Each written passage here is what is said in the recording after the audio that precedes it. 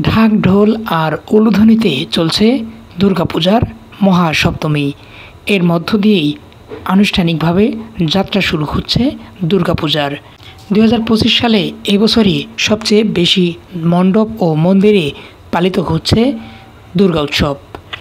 কুড়িগ্রাম জেলার প্রায় সবগুলো উপজেলাতেই কম বেশি দুর্গা উৎসব পালিত হচ্ছে, তবে ভুরুঙ্গামারীতে এর একটু ব্যতিক্রম। জানা গেছে, আসন্ন শারদীয় দুর্গোৎসবে উপজেলার 10টি ইউনিয়নের মধ্যে কেন্দ্রীয় ইন্দ্রপ্রসাদ দেব মন্দির সহ 13টি, বলদিয়া ইউনিয়নে 2টি, জয়মিনহাট ইউনিয়নে 1টি এবং আন্ধারিজার ইউনিয়নে 1টি পূজা মণ্ডপে দুর্গাপূজা অনুষ্ঠিত হচ্ছে। এছাড়াও উপজেলার মাত্র একটি হিন্দু পরিবারে বসন্তকালীন দুর্গোৎসব পালিত হয়ে আসছে। উপজেলা পূজা উদযাপন পরিষদের সভাপতি শ্রী স্বপন কুমার সাহা বলেন, এবছর 17টি পূজা মণ্ডপে শারদীয় দুর্গোৎসব পালিত হচ্ছে।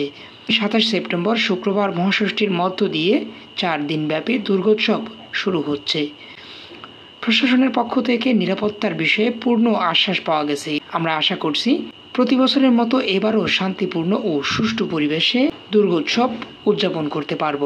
তবে এ ব্যাপারে ভুরুঙ্গামারী থানার ভারপ্রাপ্ত কর্মকর্তা আমাদেরকে জানিয়েছেন, পূজা আমাদের নিরাপত্তার জন্য আমতর থানা পুলিশ, গ্রাম পুলিশ, সেনাবাহিনী এবং বিজিবি, আমাদের যে সীমান্তবর্তী বিজিবি আছে, উপজেলা প্রশাসন, সর্বস্তরের নাগরিক এখানে আমাদের নিরাপত্তাতে আমরা সবাই আছে।